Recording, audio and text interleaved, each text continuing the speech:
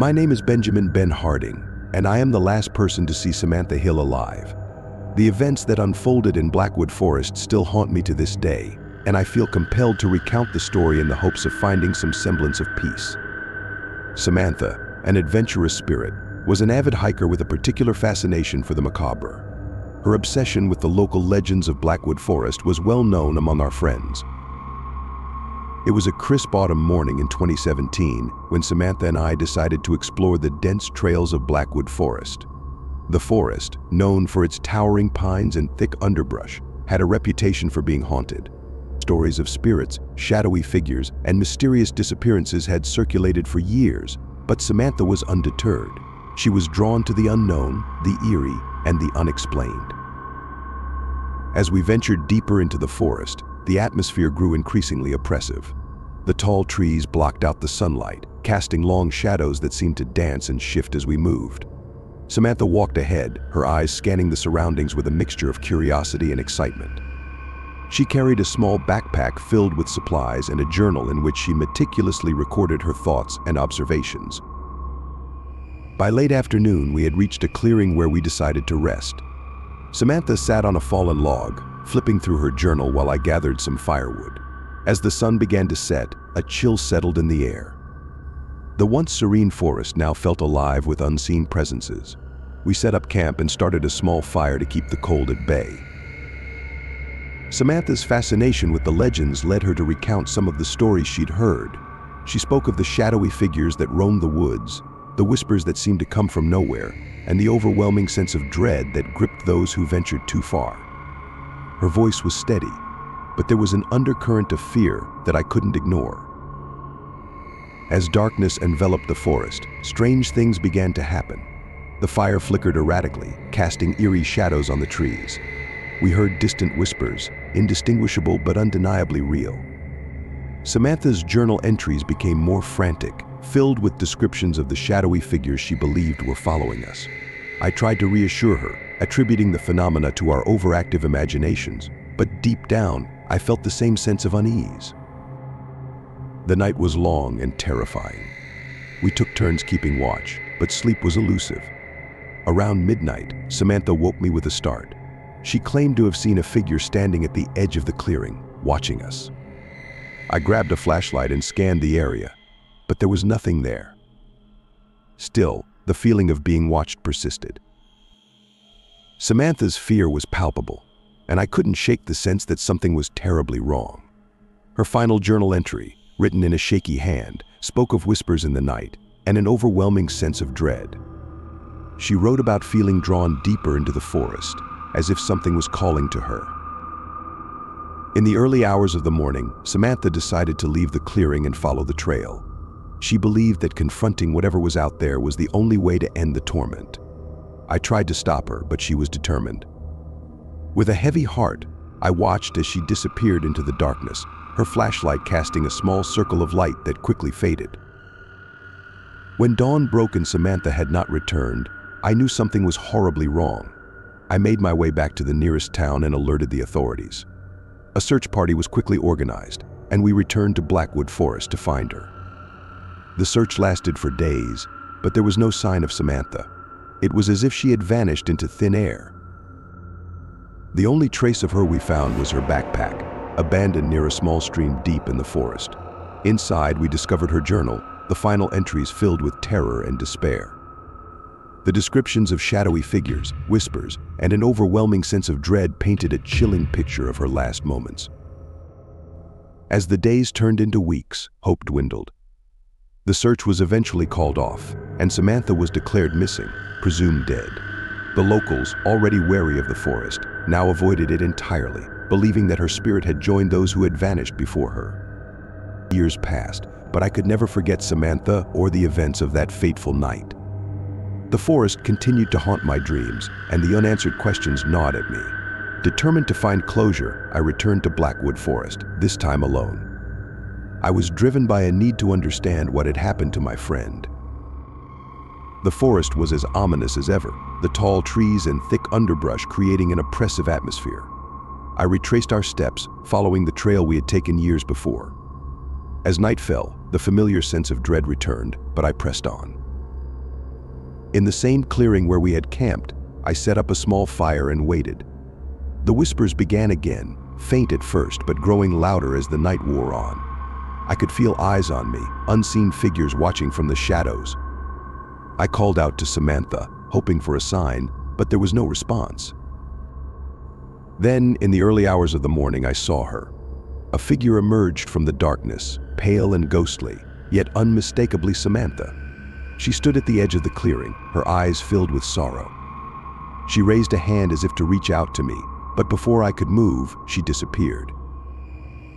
The encounter left me shaken but resolute. I knew that Samantha's spirit was trapped in the forest, unable to find peace. The legends were true, and the forest was indeed haunted by those who had vanished within its depths.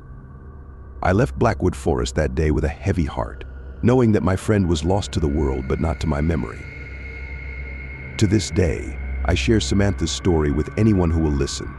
I warn them of the dangers of Blackwood Forest and the spirits that roam its trails. I hope that by telling her story, I can keep her memory alive and prevent others from meeting the same fate. The forest remains a place of mystery and fear, and Samantha's spirit, like those before her, continues to haunt the shadows, a testament to the horrors that lie within.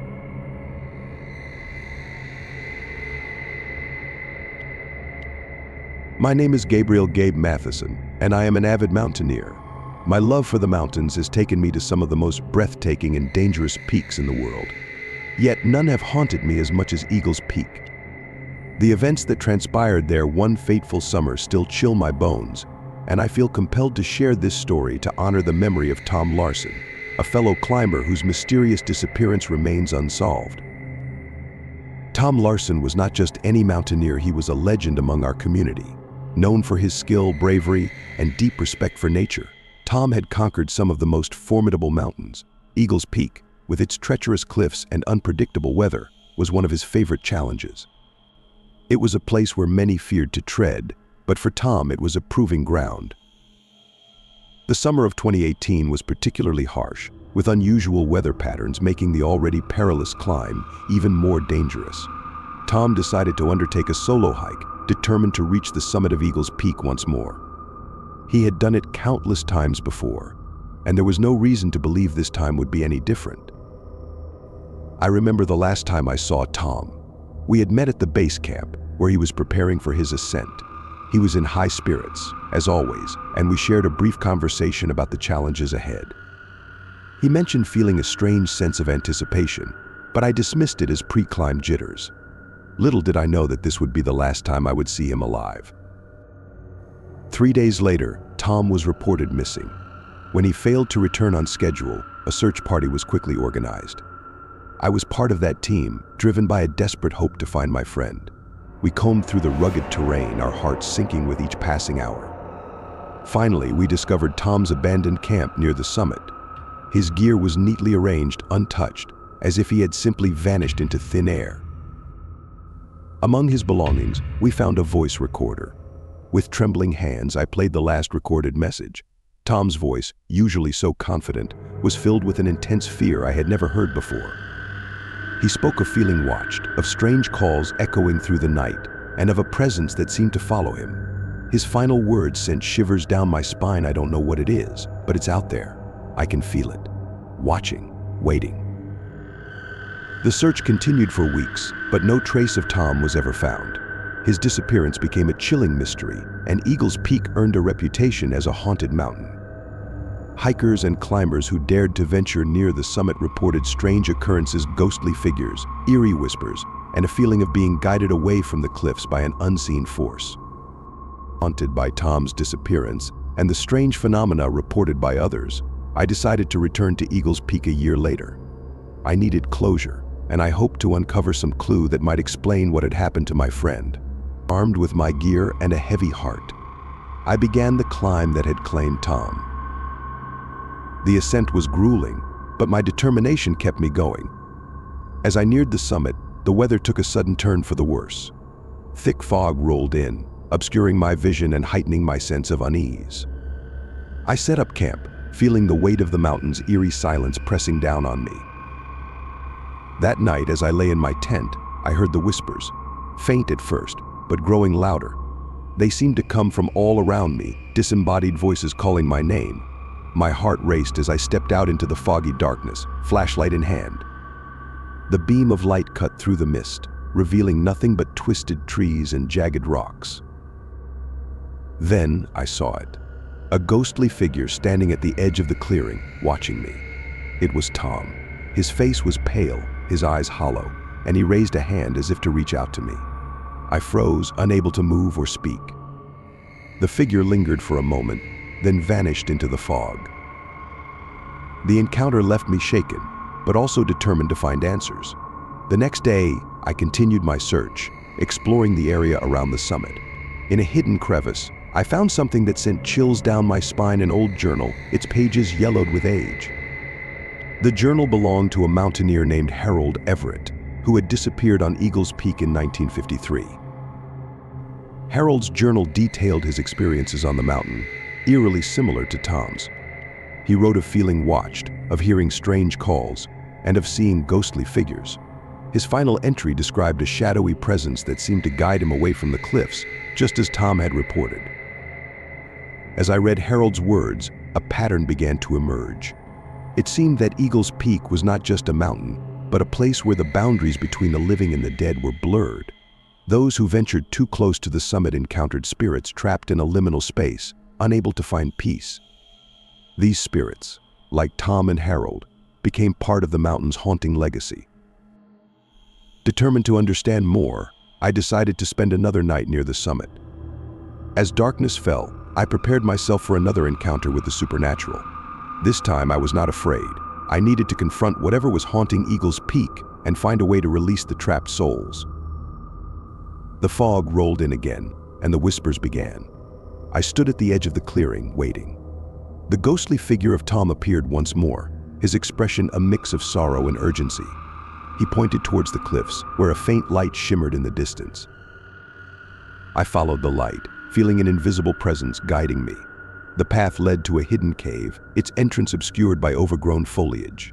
Inside, the air was thick with an oppressive energy. I felt a chill run down my spine as I ventured deeper into the darkness. At the heart of the cave, I found a small altar, adorned with ancient symbols and relics.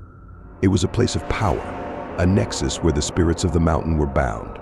I realized that this altar held the key to releasing the trapped souls, including Tom's. With a sense of purpose, I began to dismantle the altar, carefully removing the relics and symbols. As I worked, the whispers grew louder, a cacophony of voices urging me on. I felt a presence beside me, guiding my hands and providing strength. Finally, with the last piece removed, a blinding light filled the cave. The oppressive energy dissipated, replaced by a sense of peace and tranquility. I knew that the spirits of Eagles Peak were finally free. As I left the cave, the ghostly figure of Tom appeared one last time. His expression was one of gratitude and relief. He nodded to me, then faded into the mist. I knew that he had found the peace he deserved, and that his spirit would no longer haunt the mountain. I descended Eagles Peak with a heavy heart but a sense of closure. The mountain's haunting presence had been lifted, and the spirits trapped there were finally at rest. I shared my story with the mountaineering community, hoping to bring awareness to the mysteries of Eagles Peak and to honor the memory of Tom Larson and Harold Everett. Eagles Peak remains a place of beauty and danger, but now it is also a place of peace. The spectral presence that once guided hikers away from the cliffs is no longer there, but the mountain's legacy lives on in the stories we tell and the memories we keep. I continue to climb, driven by a love for the mountains and a respect for the unknown. The events of Eagles Peak have taught me that there is more to the world than we can see or understand, and that sometimes the greatest adventures lie not in conquering nature, but in confronting the mysteries that lie within.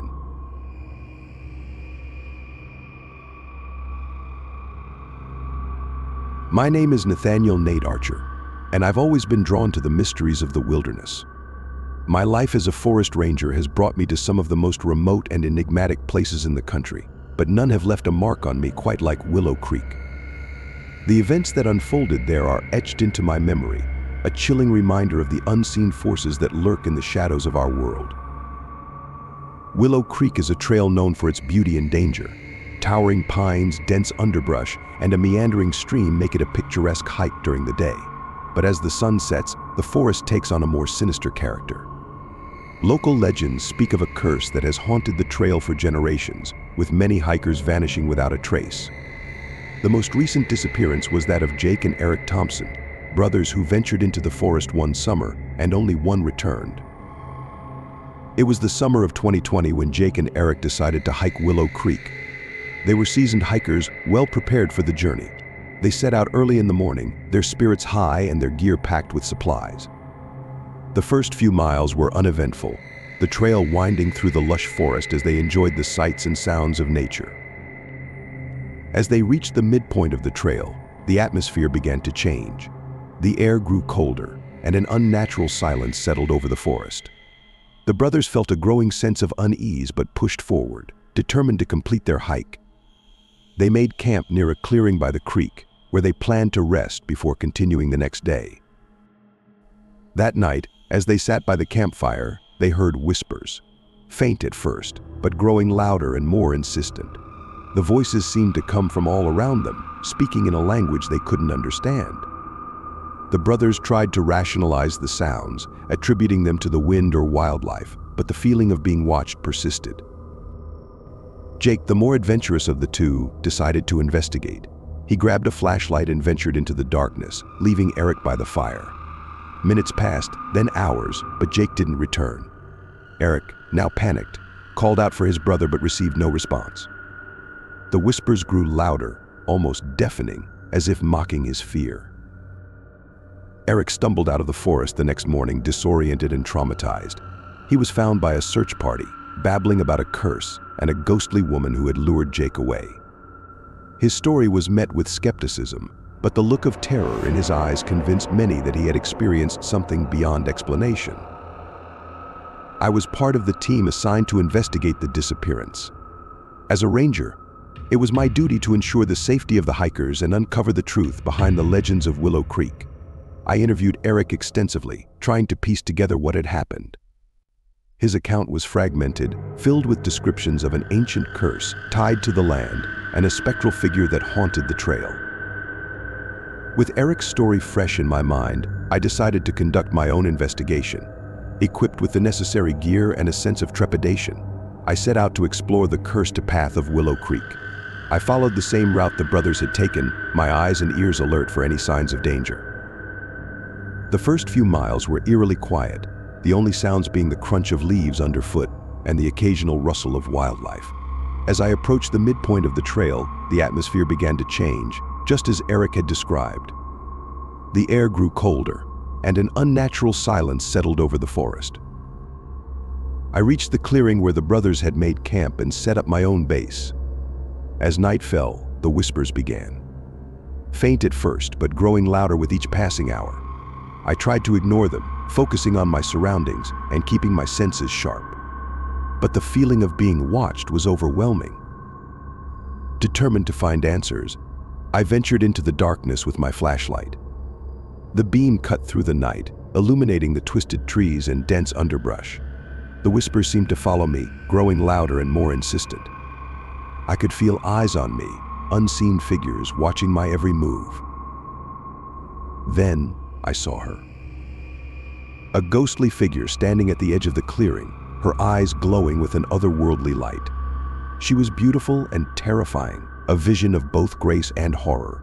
She raised a hand, beckoning me to follow. Against my better judgment, I took a step forward, compelled by an unseen force. The ghostly woman led me deeper into the forest, to a place I had never seen before. The trees here were ancient, their gnarled branches reaching out like skeletal fingers.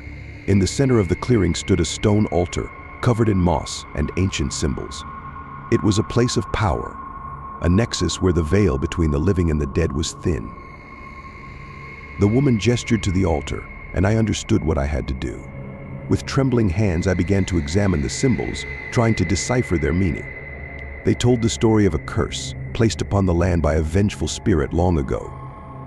The curse bound the spirits of those who died on the trail, trapping them in an endless cycle of torment. I knew that breaking the curse was the only way to free the trapped souls, including Jake's. With a sense of purpose, I began to dismantle the altar, carefully removing the symbols and relics.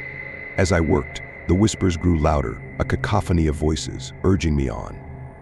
I felt the presence of the ghostly woman beside me, guiding my hands and providing strength.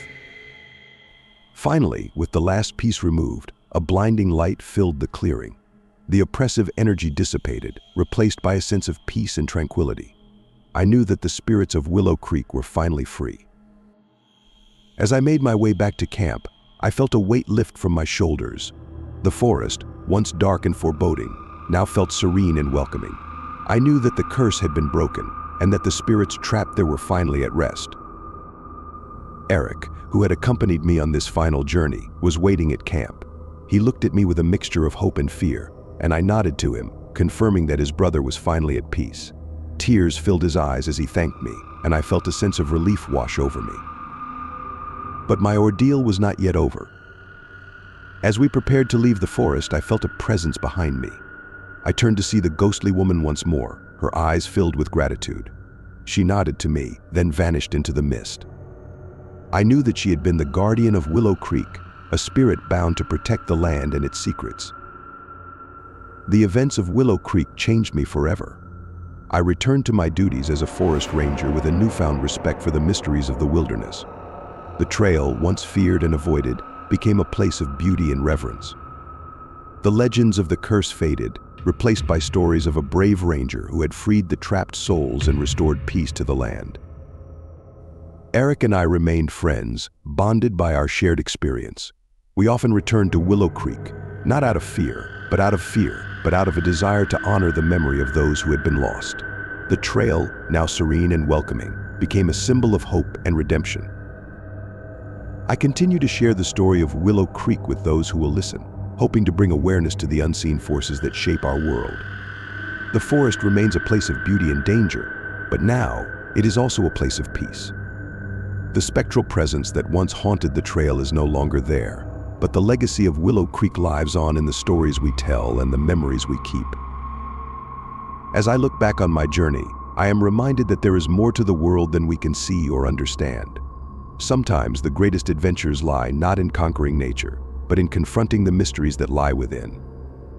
And in doing so, we find not just answers, but a deeper connection to the world around us.